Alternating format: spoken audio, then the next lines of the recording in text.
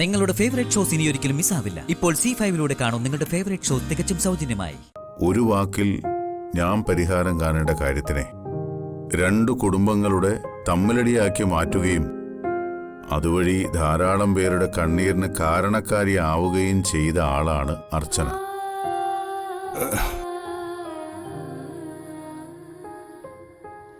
അതൊന്നും അത്ര പെട്ടെന്ന് മനസ്സിൽ നിന്നും പോകില്ല മാഷെ.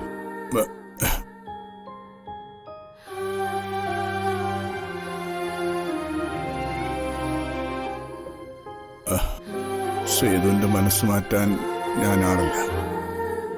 എങ്കിലും ചില കാര്യങ്ങൾ പറയണമെന്നുണ്ട്. ഇനി പറഞ്ഞിട്ട് കാര്യമില്ലാത്തതാണെങ്കിലും നടന്നത് കുറച്ചെങ്കിലും സേതു അറിയണമല്ലോ. സന്ദീപ് അതിരെ ഇഷ്ടമാണെന്ന് അറിഞ്ഞപ്പോ തന്നെ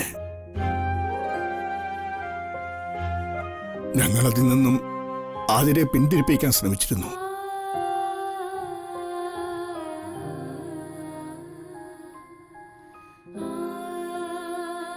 ഒരു ദിവസം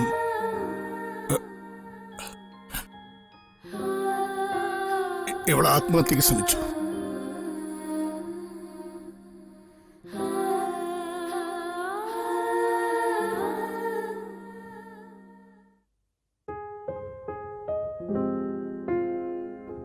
പിന്നീട് ഈ നിമിഷം വരെ ആ വീട്ടിൽ സമാധാനം ഉണ്ടായിട്ടില്ല. നേരാവണ്ണം ഞങ്ങൾ അന്തി ഉറങ്ങിയിട്ടില്ല.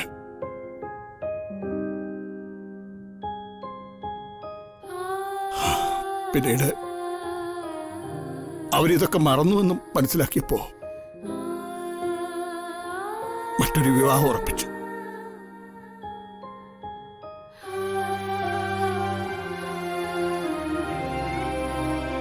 അതാണെങ്കിൽ മുടങ്ങുകയും ചെയ്തു. പിന്നെ നടന്നത് ഞങ്ങൾ അറിയുന്നത് സേതു അറിയുന്ന സമയത്ത് തന്നെയാണ്.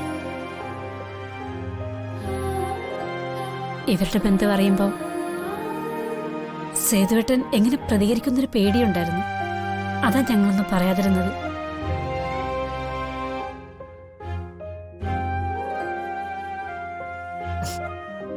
പിന്നെ അച്ഛൻ്റെ കാര്യം സേതുവേട്ടൻ തന്നെ തീരുമാനിക്കാം. ഞങ്ങൾക്ക് കുറച്ചെങ്കിലും സമാധാനമുള്ളത് ഞങ്ങളുടെ രണ്ടു മക്കളും ഇവിടെയാണെന്നുള്ളതാ. സേതുവേട്ടൻ മക്കളെപ്പോലെ നോക്കുന്ന അറിയാവുന്നതുകൊണ്ട് അതുകൊണ്ട് തന്നെ അവരെ ശകാരിക്കാനും ശിക്ഷിക്കാനും ഒക്കെയുള്ള അധികാരം ഞങ്ങളെപ്പോലെ തന്നെ സേതുവേട്ടനും ഉണ്ട്.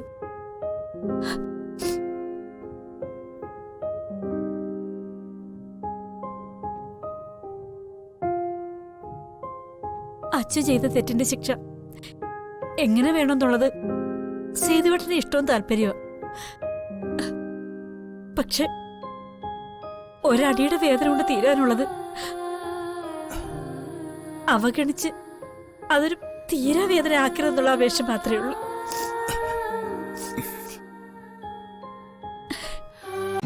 ഡൗൺലോഡ് ചെയ്യൂ C5 ആപ്പ്. കാണൂ എല്ലാ എപ്പിസോഡുകളും സൗജന്യമായി.